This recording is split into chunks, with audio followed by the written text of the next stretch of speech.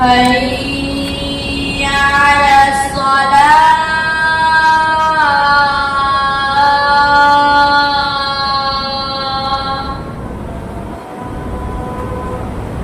حي على الفلاح.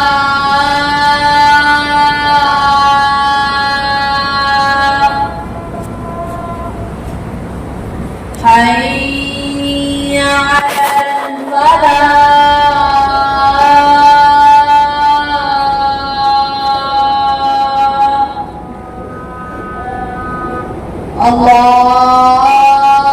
الله أكبر.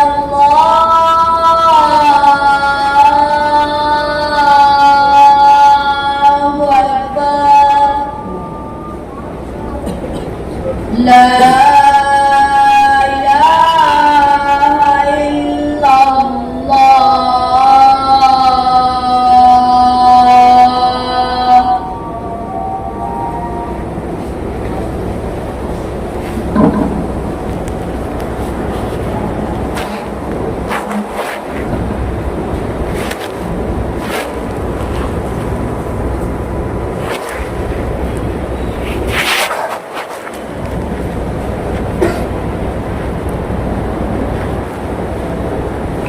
إن الحمد لله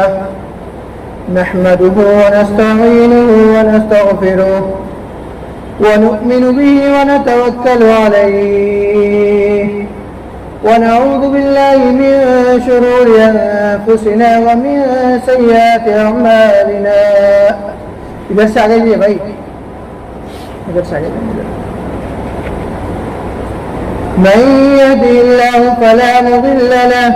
ومن يضلل فلا هادي له وأشهد أن لا إله إلا الله وحده لا شريك له وأشهد أن محمدا عبده ورسوله. يا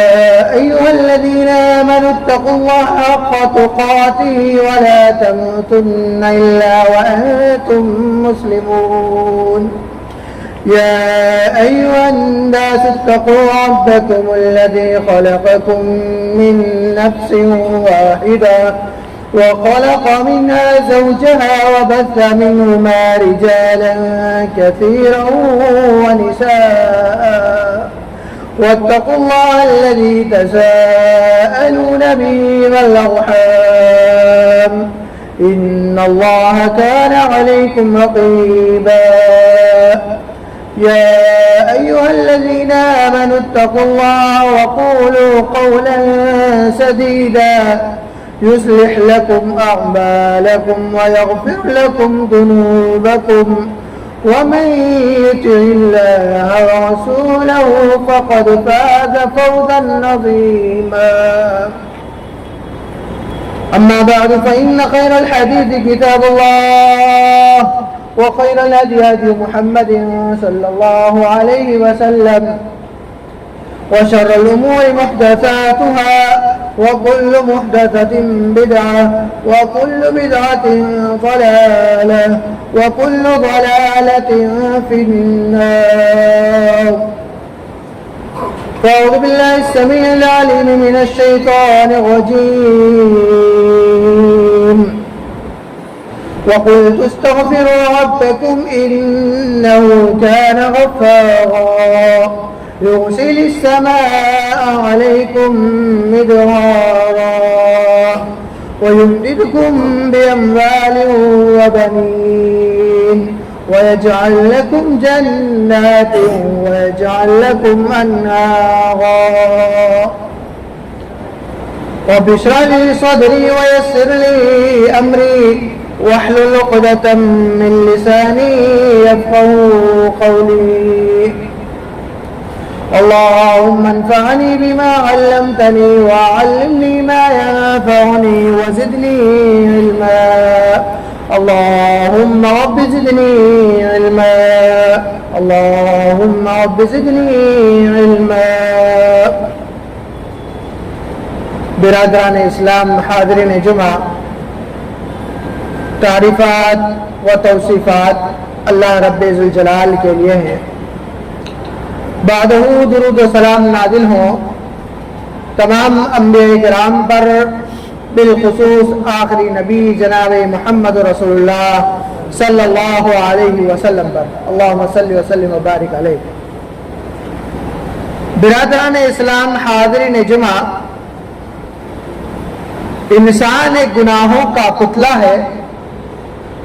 वो चाहते हुए और न चाहते हुए भी गुनाह कर जाता है,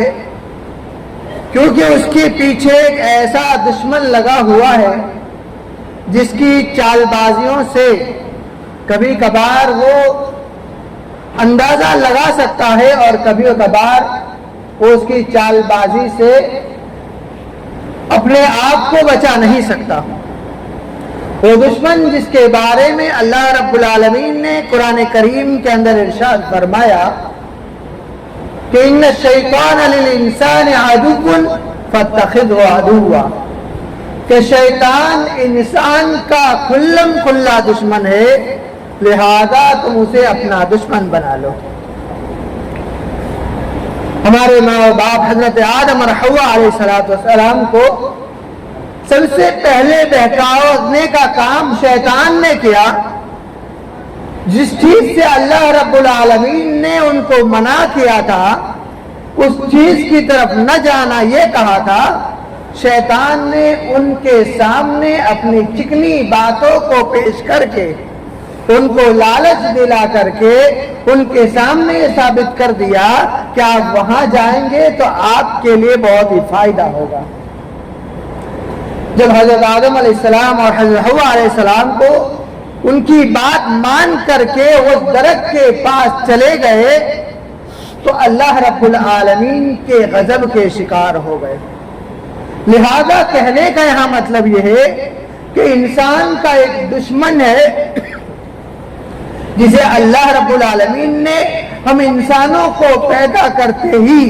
जो अल्लाह रब्बुल आलमीन ने उसे इंसानों को सजदा करने का हुक्म दिया, तो वो सजदा करने से इनकार कर बैठा और तकब्बुर में आकर के कहने लगा कि मैं इनसे अफजल हूं, लिहाजा मैं इनके सामने अपने सर को नहीं झुकाऊंगा। फिर हज़रत आदम अलैहिस्सलाम और उनकी बीवी के पास गुनाह करवाने के बाद जब अल्लाह रब्बुल आलमीन ने उनसे कहा कि मैंने तुम्हें मना किया था कि फला दरख्त के पास न जाना, लिहाजा तुम गए, उसके बाद अल्लाह रब्बुल आलमीन ने उन दोनों को दुनिया के अंदर भेज दिया। और इसी तरीके से हजरत नूह अलैहिस्सलाम के वाक़ये को भी लीजिए कि जब वो पानी जमीन से निकल रहा है, आसमान से पानी आ रहा है, पूरे पानी का पानी भर रहा है, वो अपने बेटे से कह रहे हैं कि मेरे कश्ती के अंदर सवार हो जाओ, लिहाजा तुम इस मुसीबत से, इस पानी से तुम नजात पा जाओगे। तो उस औलाद ने, उस बेटे ने कहा कि मैं पहाड़ के ऊपर चढ़कर पनाह ले लूंगा। उसने इस बात को नहीं माना, लिहाजा उन्होंने अल्लाह रब्बुल आलमीन से ये दुआ की कि ये मेरी औलाद है, मेरे अहल में से है, लिहाजा तूने मुझसे वादा किया था कि मेरे अहल की हिफाजत करेगा और तेरा वादा सच्चा है। मेरे भाइयों, दो वाक़ये मैंने आप हजरात के सामने बयान किए। इन दोनों वाक़यात एक ही चीज से ताल्लुक रखते हैं। हजरत आदम अलैहिस्सलाम ने भी गुनाह किया और हजरत नूह अलैहिस्सलाम ने अल्लाह रब्बुल आलमीन से ऐसी चीज के बारे में सवाल किया जिस चीज के बारे में उनको इल्म नहीं था। अल्लाह रब्बुल आलमीन ने हजरत नूह अलैहिस्सलाम के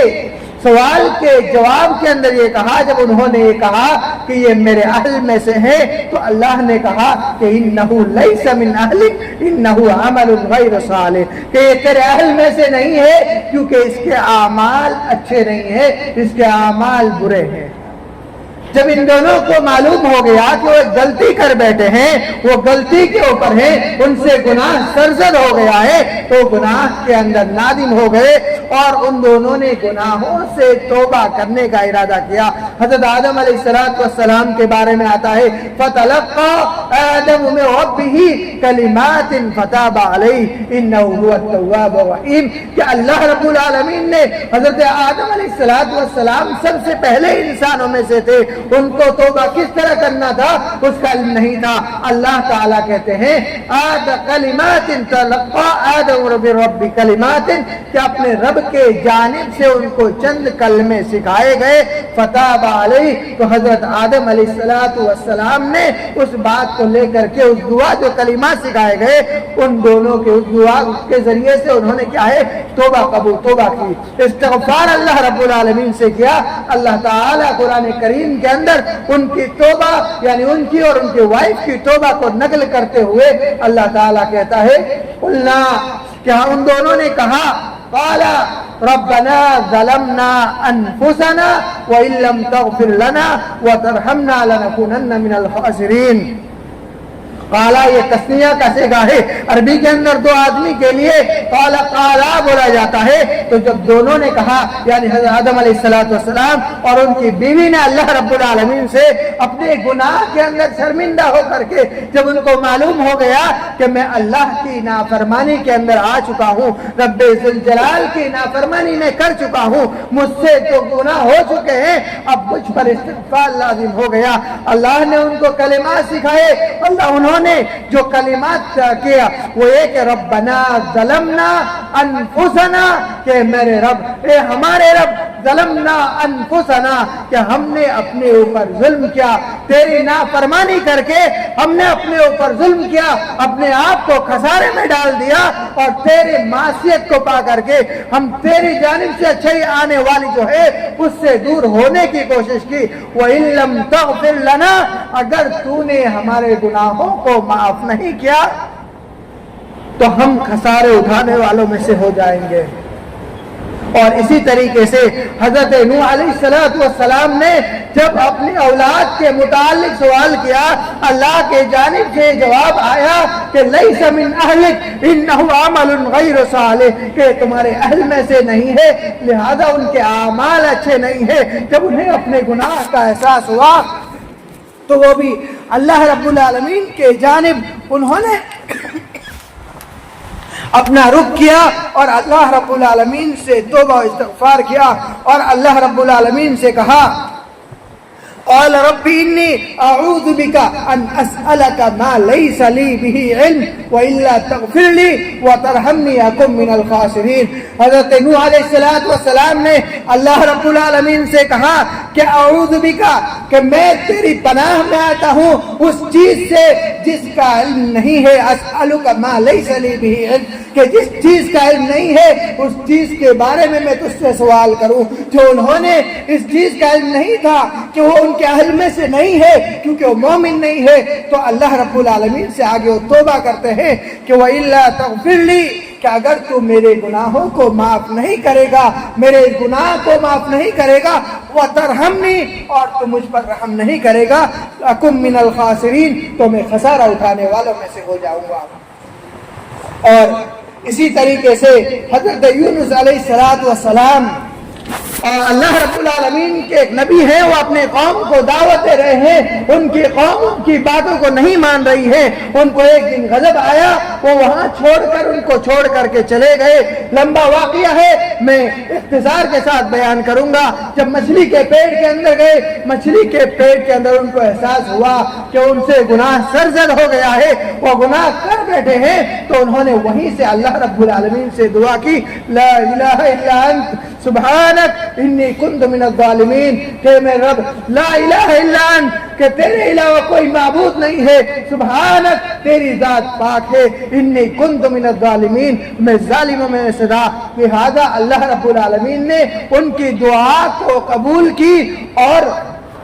جو مچھلی کے پیٹ میں تھے اس مچھلی کے پیٹ سے ان کو نجات دی، اور اس مچھلی نے ان کو سمندر کے کنارے ایسے جگہ پر اللہ رب العالمین کے حکم سے چھوڑا جو سائے دار تھی، صرف دھوپ کے اندر نہیں، اگر وہ دھوپ کے اندر گرتے تو ہلاک و برباد ہو جاتے، لیکن اللہ کے توبہ کرنے کے بعد اللہ رب العالمین نے ان کو ایسی جگہ پر چھڑوایا جس کی وجہ سے ان کے کیا حفاظت ہو سکے۔ میرے بھائیوں، میں نے آپ حضرات کے سامنے 3 انبیاء کرام کا، نبیوں کا واقعہ بیان کیا جنہوں نے گناہ کیا اور اپنے گناہ پر نادم ہو کر کے اللہ رب العالمین سے توبہ و استغفار کیا۔ آج میرے خطبہ جمعہ کا موضوع بھی یہی ہے، توبہ و استغفار، اس کی فضیلت جو ہے وہ آج میرے اس جمعہ کا موضوع ہے۔ آپ حضرات نے دیکھا کہ جب انسان سے گناہ ہو جاتا ہے تو اسے اپنے گناہ کے اندر نادم ہونا چاہیے، شرمندہ ہونا چاہیے، اور شرمندہ ہو کر کے اللہ رب العالمین کے سامنے اپنے سر کو جھکا کر کے یا اپنے ہاتھوں کو اٹھا کر کے یا راتوں کے آخری وقتوں کے اندر یا جو قبولیت کی گھڑی ہے ان قبولیت کی گھڑیوں کے اندر اللہ رب العالمین سے اپنے استغفار کرنا چاہیے، کیونکہ انسان ہونے کے ناطے انسان بنو آدم کیا ہے، خطا کر جاتا ہے۔ نبی اکرم صلی اللہ علیہ وسلم کا فرمان ہے کہ اللہ کے رسول صلی اللہ علیہ وسلم نے فرمایا کل بنی آدم خطاء وخیر الخطائین التوابون، کہ تمام بنی آدم جو ہے انسانیت کے نام سے جینے والے ہیں وہ خطا کار ہے، وخیر الخطائین التوابون، اور ان خطا کاروں میں سے جو بہتر کون ہے، وہ جو توبہ کرنے والا ہے۔ میرے بھائیوں، ہمارے معاشرے کے اندر ایک مثل عام ہے، ایک مثال عام ہے کہ اگر کوئی شخص کسی شخص کے بارے میں صرف اچھائی بیان کی جاتی ہے تو اس کے بارے میں کہا جاتا ہے کہ کوئی فرشتہ نہیں ہے۔ فرشتہ اللہ رب العالمین کی ایسی مخلوق ہوتی ہے جس سے گناہ کا سرزد ہونے کا کوئی امکان نہیں ہے۔ وہ فرشتے اللہ کی ایسی مخلوق ہے جو کوئی گناہ نہیں کر سکتا، لیکن انسان اور فرشتے میں فرق یہ ہے کہ انسان سے گناہ ہو جاتا ہے، لیکن اللہ رب العالمین انسانوں پر اتنا مہربان ہے کہ اس سے مغفرت طلب کرتا ہے، وہ اسے فوراً مغفرت دینے کے لیے تیار ہو جاتا ہے۔ شیطان مردود کو جب اللہ رب العالمین دھتکار کر وہاں سے بھیج رہا تھا تو شیطان نے اللہ رب العالمین سے وعدہ لیا تھا کہ میں تیرے بندوں کو بہکاؤں گا اور میں ان کو جہنم کے قریب لے جاؤں گا۔ تو اللہ تعالیٰ نے اسے کھلی چھوٹ دے دی کہ تم جاؤ دنیا کے اندر اور وہاں میرے بندوں کو بہکا لو، جتنی چاہے کوشش کرنا ہے کر لو۔ میرے بندے بعض ایسے ہوں گے جو تمہارے بہکاوے میں نہیں آئیں گے، اور بعض بندے اگر بہکاوے میں آ گئے تو میری رحمت اتنی وسیع ہے کہ اگر وہ میرے سامنے آئیں گے، میرے سامنے استغفار کریں گے، میں ان کے گناہوں کو معاف فرما دوں گا۔ ایک حدیث ہے، غالباً صحیح مسلم کی حدیث ہے، ابو موسیٰ اشعری رضی اللہ تعالیٰ عنہ راوی حدیث ہے، وہ کہتے ہیں کہ اللہ کے رسول صلی اللہ علیہ وسلم نے فرمایا کہ اللہ رب العالمین رات کے وقت اپنے ہاتھوں کو پھیلاتا ہے، اور یہ ہاتھ اس وقت تک پھیلاتا ہے جب تک صبح ہو جاتی ہے، اور ان تمام بندوں اور ان لوگوں کو معاف کر دیتا ہے جنہوں نے دن کے وقت گناہ کیا ہو اور وہ اللہ رب العالمین سے بخشش طلب کرتے ہیں۔ اور دن کے وقت اللہ رب العالمین ہاتھ پھیلاتا ہے، اور یہ اس وقت تک پھیلاتا ہے جب تک کہ سورج غروب ہو جائے، اور ان تمام لوگوں کو معاف فرما دیتا ہے جو اس کے سامنے استغفار کرتے ہیں، خالص نیتی کے ساتھ استغفار کرتے ہیں، اس گناہ کی طرف دوبارہ رجوع نہ جانے کے نیت سے اس توبہ سے استغفار کرتے ہیں، تو اللہ رب العالمین ان کے گناہوں کو معاف فرما دیتا ہے۔ اور ایک حدیث کے اندر آتا ہے کہ اللہ رب العالمین رات کے وقت آسمان دنیا کے اندر آتا ہے اور وہاں ندا لگاتا ہے کہ کوئی ہے جو مجھ سے معافی طلب کرنا چاہتا ہے، اپنے گناہوں کو دھلوانا چاہتا ہے، میں اس کے گناہوں کو معاف کروں گا۔ تو ایسے وقت میں جو کوئی بھی اللہ رب العالمین کے سامنے اپنے گناہوں کے اندر شرمندہ ہو کر کے، جب پوری دنیا سو رہی ہے، وہ اکیلا اٹھ کر کے اللہ کے سامنے اپنے ہاتھوں کو پھیلا رہا ہے یا اپنے سروں کو سجدے میں پڑھ کر اللہ رب العالمین سے توبہ استغفار کر رہا ہے، اپنے گناہوں کے اندر شرمندہ ہو رہا ہے، تو اللہ رب العالمین ایسے شخص کے گناہوں کو معاف فرما دیتا ہے، کیونکہ اللہ رب العالمین بندوں کو بے حد محبت کرتا ہے، اس سے بھی زیادہ محبت جتنے ایک ماں اپنے اولاد سے کرتے ہیں۔ جس طریقے سے ایک ماں اپنے اولاد کو ماننے کے بعد اس کو پریشان دیکھ کر کے جس طریقے سے اس کی ممتا ابھر آتی ہے اور اس کے بعد اس کو پچھتاوا ہوتا ہے کہ کاش میں اپنے اولاد کو نہیں مارتی، اور پھر وہ کہتی کہ تو اس گناہ کو نہیں کر، تو یہ کام نہیں کرتا، میں تجھے کہہ رہی تھی کہ تو اس طرف نہ جا، اللہ میں تجھ سے ناراض ہو جاؤں گی، پھر بھی تو اس طرف گیا، لیکن وہ ماں اس کی محبت اتنی زیادہ ہے کہ اس گناہ کے اندر جانے کے باوجود کہ وہ دوبارہ ماں کی طرف لوٹ کر آتا ہے، وہ ماں اسے معاف کر دیتی ہے اور اس کو بوس و کنار کرتی ہے، تو اللہ رب العالمین کی ذات اس سے کہیں زیادہ بندوں کے اوپر مہربان ہے۔ وہ اللہ رب العالمین کی ذات ہے، اس کے سامنے اگر توبہ کی نیت کر لی جائے تو اللہ رب العالمین اس کی توبہ کو قبول کر لیتا ہے۔ وہ بنی اسرائیل کا واقعے کو یاد کیجئے، جو 99 آدمی کا قاتل ہے، وہ جاتا ہے ایک پادری کے ایک آدمی سے ملتا ہے، اس سے پوچھتا ہے کیا اللہ رب العالمین کے وہاں میرے گناہوں کی کوئی تلافی ہے؟ وہ کہتا ہے کہ تو نے اتنے سارے گناہ کیے ہیں، تیری کوئی تلافی نہیں ہے، لہذا اس نے اس کو بھی قتل کر دیا اور اس نے پورے 100 آدمیوں کو قتل کر دیا۔ لہذا ایک آدمی کا قتل کرنا پوری انسانیت کے قتل کے برابر ہے۔ ایک آدمی کو قتل کرنا یہ کیا ہے، اس کے اوپر قصاص لازم ہو جاتا ہے کہ اس شخص کو بھی قتل کر دیا جائے۔ تو اس سے وہ آدمی پھر سے ایک عالم کے پاس جاتا ہے اور ان سے پوچھتا ہے کہ کیا میرے لیے کوئی ایسے سبیل ہے، ایسا راستہ ہے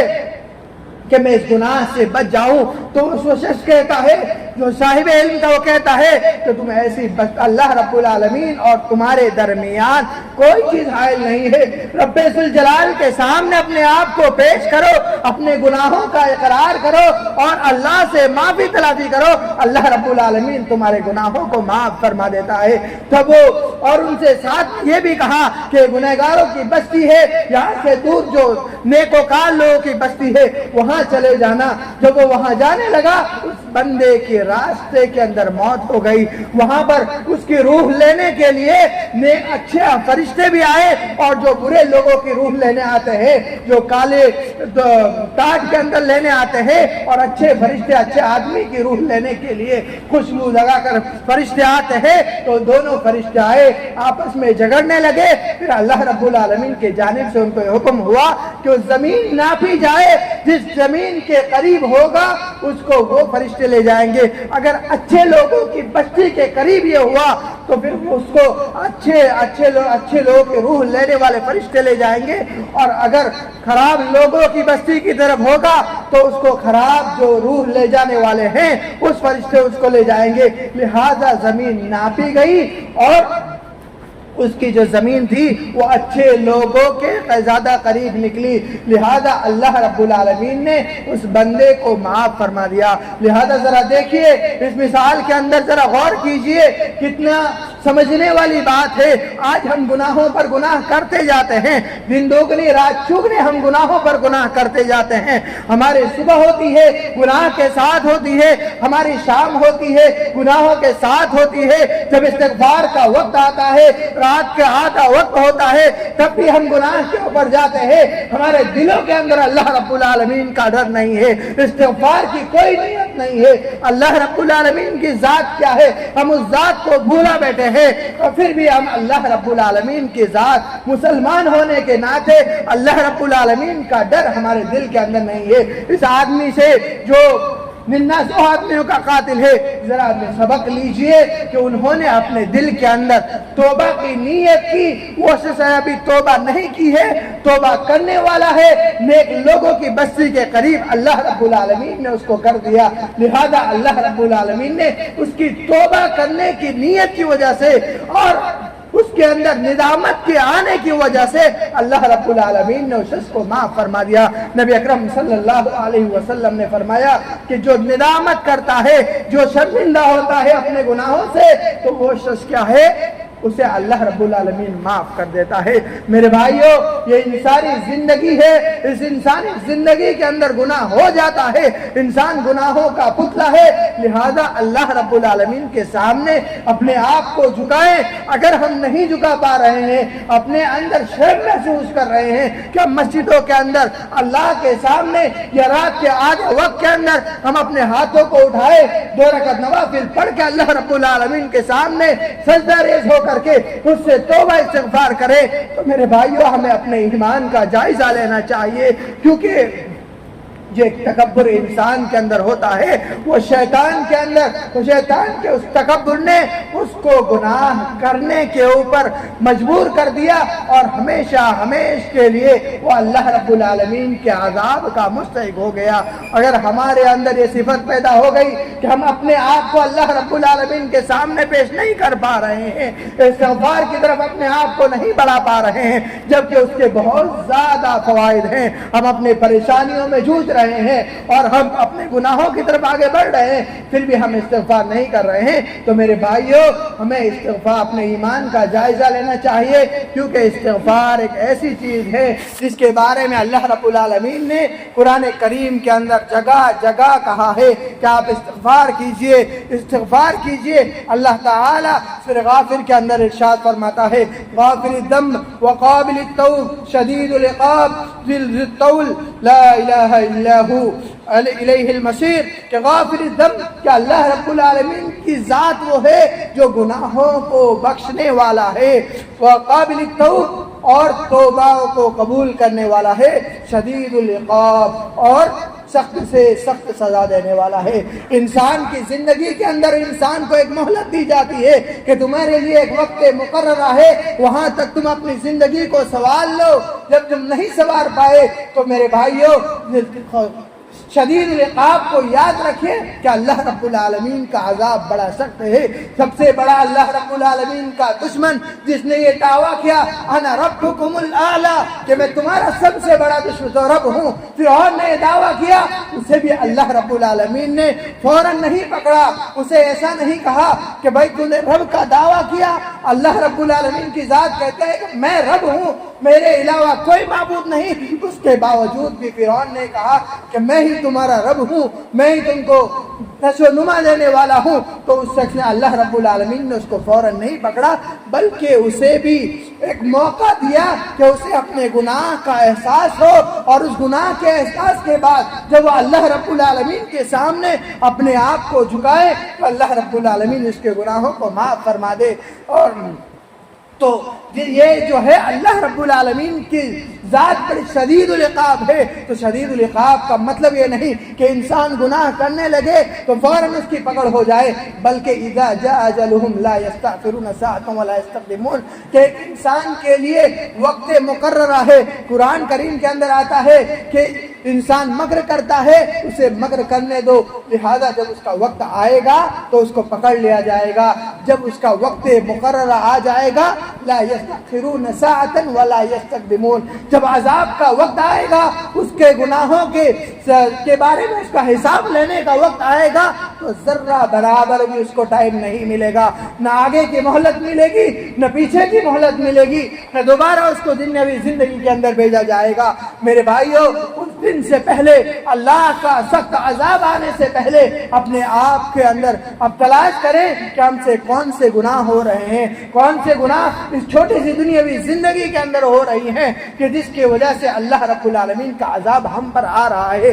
اللہ رب العالمین کی رحمت کو پانے کے بجائے ہم اللہ رب العالمین کے عذاب کے مستحق ہو رہے ہیں۔ اللہ تعالی آگے فرماتا ہے کہ لا الہ الا هو الیہ المصیر۔ اس آیت کے اندر ذرا غور کیجئے، اس کے لاسٹ ٹکڑے کے اندر کہ اللہ تعالیٰ کہتا ہے غافر الذنب، اللہ رب العالمین کی صفت بتلائی گئی کہ جو توبہ کرنے والا ہے، گناہ ہو جاتا ہے تو اس کے گناہوں کو اللہ معاف کرنے والا ہے، قابل التوب، اور اگر کوئی توبہ کرنے والا ہے تو اس کی توبہ کو قبول کرنے والا ہے، شدید العقاب اور سخت سے سخت سزا دینے والا ہے، الطول، اور لا الہ الا ہو کہ اللہ کے علاوہ کوئی معبود نہیں ہے، وہی معبود ہے، لا الہ الا ہو وإلیہ المصیر، کہ وہی ذات ہے جس کی طرف ہر انسان کو لوٹ کر جانا ہے۔ انسان کے اندر ایک گھمنڈ پیدا ہو جائے، ایک اکڑ پیدا ہو جائے کہ میری زندگی ہے، میں اس کو عیش و عیاش کے ساتھ گزاروں گا، یہ میری زندگی ہے، اس کے اندر میں خود فیصلہ لوں گا کہ مجھے کیا کرنا ہے کیا نہیں کرنا ہے، میں جتنا چاہوں جو چاہوں وہ خرچ کروں، صحیح جگہ پر خرچ کروں, غلط جگہ پر خرچ کروں, یہ میری مرضی ہے. تو اللہ رب العالمین کا یہ فیصلہ, یہ آیت کے اندر کے لاسٹ ٹکڑے کے اوپر جو ہے غور کیجئے کہ وہ الیہ المصیر, کہ اسی کی طرف ٹھکانا ہے, اسی کی طرف واپس لوٹنا ہے. تم اس دنیا کے اندر کتنا جی چاہو اکڑ لو, اپنے گناہوں کے اندر پورے بھر جاؤ, جتنا چاہو شیطانوں کی بات کے اندر آ جاؤ, دوسرے کے اوپر ظلم کر لو, گناہوں کے اوپر گناہ کرتے جاؤ, لیکن یہ انسان ذرا اس بات کو سن لے, وہ الیہ المصیر, تو اس دنیا کے اندر تجھے موت آنی ہے اور تجھے موت کے بعد میرے پاس ہی واپس لوٹنا ہے, روز محشر کے سچ کے دن میرے سامنے ہی کھڑے ہونا ہے. لہذا جو اوپر باتیں کہی گئی اس کے اندر تو غور و فکر کر کہ اللہ رب العالمین کی ذات کیا ہے, گناہوں کو, مغفرت کو قبول کرنے والا ہے, غافر الذنب وقابل التوب, اور توبہ کو قبول کرنے والا ہے. لہذا تیری اس دن سے پہلے, جس دن اللہ رب العالمین کسی کی کوئی نہیں سنے گا, اس کے گناہوں کی کوئی مغفرت نہیں ہو پائے گی, اس دن سے پہلے جب انسان کی حلق کے اندر اس کی جان آ جائے, اور اس دن سے پہلے جب سورج دوسری جانب سے نکلنے لگے, جب دعاؤں کی قبولیت کا کوئی اثر نہیں ہوگا, اس دن سے پہلے اپنے آپ کو اللہ کے سامنے پیش کرے اور اللہ رب العالمین سے معافی تلافی کر لیں, کیونکہ انسان کی زندگی ختم ہوئی, اس کے بعد اس کے لیے کوئی استغفار اور کوئی توبہ کا رستہ نہیں بچتا ہے. وَإِلَيْهِ الْمَصِيرُ, اور اسی ذات کی طرف لوٹنا ہے, اور اس ذات کی طرف لوٹنے کے بعد اسی سے کیا ہے, وہاں پر اس کے اعمال کے بغل اس کے بارے میں فیصلہ کرے گا کہ وہ جنت کے اندر جائے گا, جہنم کے اندر جائے گا, وہاں کوئی تیسری چیز نہیں ہوگی. لہذا اس دن کے آنے سے پہلے اپنے اس دن کو غنیمت جانے, اس دن کو غنیمت جانے, اور اللہ رب العالمین کے سامنے اپنے آپ کو پیش کر کے توبہ استغفار کیجیے. دوسری جگہ اللہ تعالیٰ فرماتا ہے فَاصْبِرْ إِنَّ وَعْدَ اللَّهِ حَقٌّ, کہ تم صبر کرو, بے شک اللہ رب العالمین کا وعدہ سچا ہے. وَاسْتَغْفِرْ لِذَنبِكَ, اور اپنے توبہوں کے کیا ہے, اللہ رب العالمین کے سامنے بخشش طلب کرے, مغفرت طلب کرے. وَسَبِّحْ بِحَمْدِ رَبِّكَ بِالْعَشِيِّ وَالْإِبْكَارِ, اور صبح اور شام کے وقت اللہ رب العالمین سے توبہ استغفار کرے. اور دوسری ایک جگہ اللہ رب العالمین فرماتا ہے وَاسْتَغْفِرِ اللَّهَ إِنَّ اللَّهَ كَانَ غَفُورًا رَحِيمًا, کہ تم اللہ رب العالمین سے توبہ استغفار کرتے رہو, اللہ رب العالمین توبہ استغفار کو قبول کرنے والا ہے. میرے بھائیوں, میں آخر میں آپ حضرات کے سامنے استغفار کے چند فوائد کو بیان کرتے ہوئے اپنی باتوں کو ختم کرتا ہوں. اللہ تعالیٰ قرآن کریم کے اندر ارشاد فرماتا ہے کہ انہ کان غفارا, کہ اللہ رب العالمین کیا ہے, غفار ہے, گناہوں کو بخشنے والا ہے. لہذا اللہ کے سامنے اگر کوئی اپنے گناہوں سے شرمندہ ہو کر کے اس سے معافی مانگتا ہے کہ یحزم الذنب, کہ اللہ رب العالمین اس کے گناہوں کو مٹا دیتا ہے. تو توبہ استغفار کا سب سے پہلے فائدہ یہ ہوا کہ وہ اللہ رب العالمین اس کے گناہوں کو معاف فرما دیتا ہے. اور دوسرا جو ہے یحزم القحط, کہ اللہ رب العالمین قحط سالی سے, بھوکمری سے, پریشانی سے اس شخص کو بچا لیتا ہے. اللہ تعالیٰ قرآن کریم کے اندر ارشاد فرماتا ہے کہ یرسل السماء علیکم مدرارا, یہ سورہ نوح کی آیت ہے جس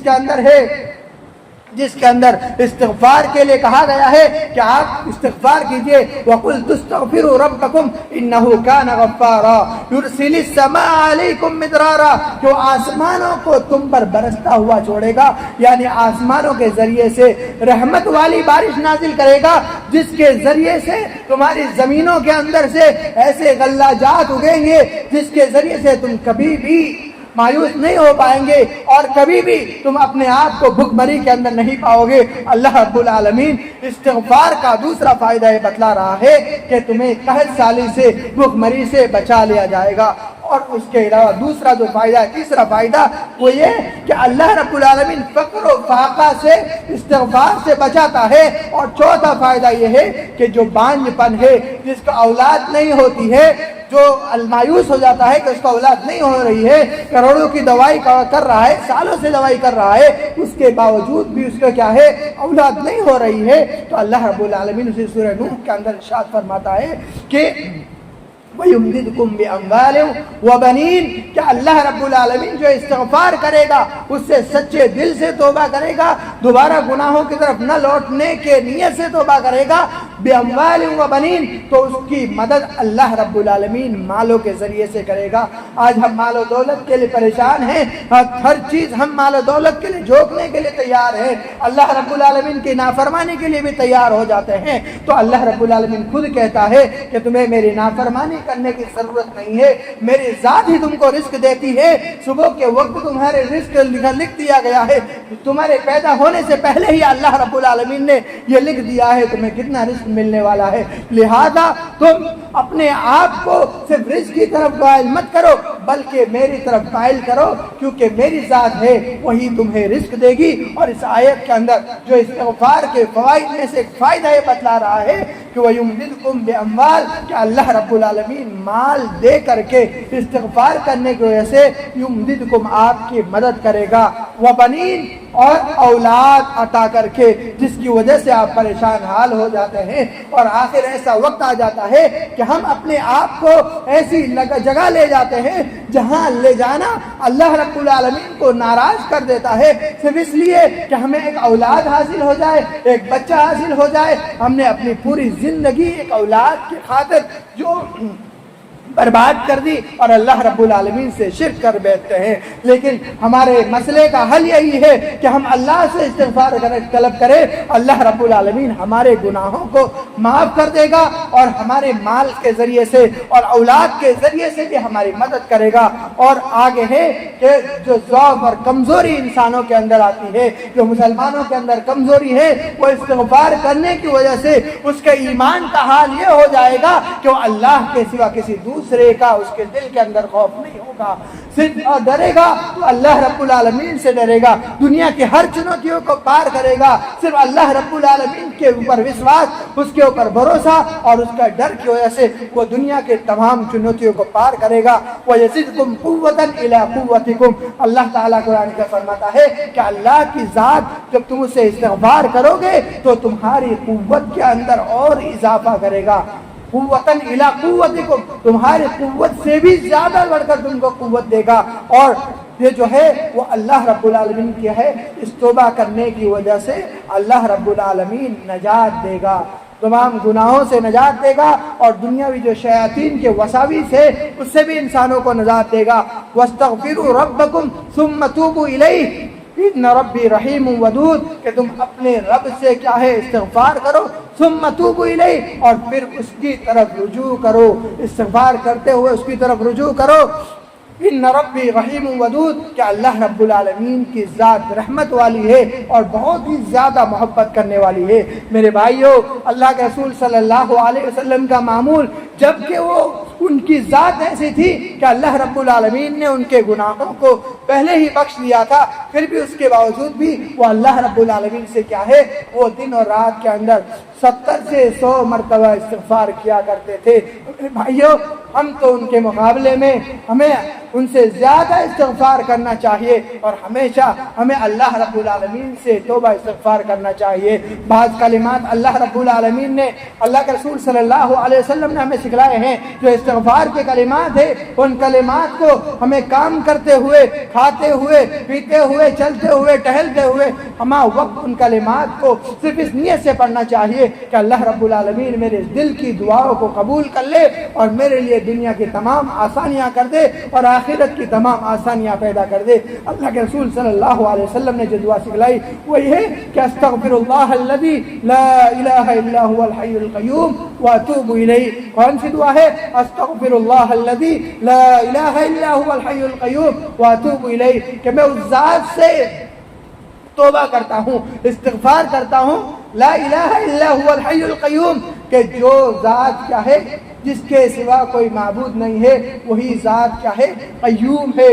واتوب الیہ، اور اس کی طرف میں رجوع کرتا ہوں، اس سے توبہ کرتا ہوں۔ تو میرے بھائیوں، ان تمام باتوں کا کرنے کا مقصد یہ ہے کہ اس دنیاوی زندگی جو اللہ رب العالمین نے ہمیں دی ہے، تو اس کے اندر ہمیں زیادہ سے زیادہ اپنے آپ کو توبہ استغفار کی طرف ڈھکیلنا چاہیے۔ ہم انسان ہونے کے ناطے چھوٹے موٹے گناہ کر جاتے ہیں، بڑے سے بڑا گناہ کر جاتے ہیں، لیکن اپنے کاموں کے اندر بزی ہو کر کے، مشغول ہو کر کے اللہ رب العالمین کے سامنے اپنے گناہوں کی تلافی کرنے کے لیے اپنے ہاتھوں کو نہیں اٹھا پاتے ہیں اور اپنے سروں کو نہیں جھکا پاتے، یہاں تک کہ ایک ایسا ماہ مبارک آتا ہے، رمضان مبارک کا مہینہ آتا ہے، جس کے اندر اللہ رب العالمین نے اس شخص کے اوپر اپنے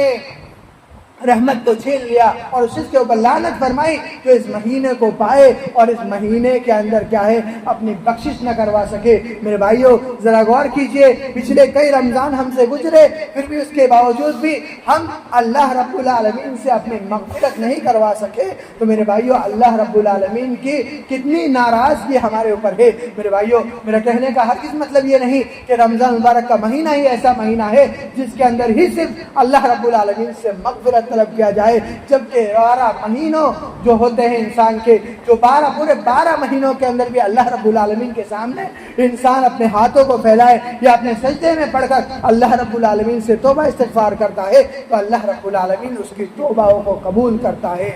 تو میرے بھائیوں، ہر شخص کو چاہیے کہ اللہ رب العالمین کے سامنے اپنے آپ کو جھکائے اور توبہ استغفار کرنے کی اللہ رب العالمین سے ہمیشہ توفیق مانگنی چاہیے، کیونکہ اس کی توفیق کے بغیر کچھ نہیں ہو سکتا۔ اللہ رب العالمین سے دعا ہے کہ اے الہی تو ہمیں اپنے گناہوں کو گناہ سمجھنے کی توفیق عطا فرما اور ہمیں شیطان مردود کی جو چال بازیاں ہیں اس سے بچنے کی ہمیں توفیق عطا فرما۔ یا الہی ہمارے اندر جو کبر و غرور اور تکبر ہے، ایک دوسرے کے خلاف جو حسد بغض عداوت ہے، ان تمام ناصروں کو ہم سے دور کر دے۔ جس طریقے سے مشرق اور مغرب کے درمیان کی دوری ہے، اس طریقے سے ان تمام گناہوں کو ہم سے دور کر دے۔ یا الہی ہمیں جہاں کہیں بھی مسلمان پریشان حال ہے، ان کے پریشانیوں کو دور کر دے اور ان کو صبر و جمیل کی توفیق عطا فرما۔ وما علینا الا البلاغ۔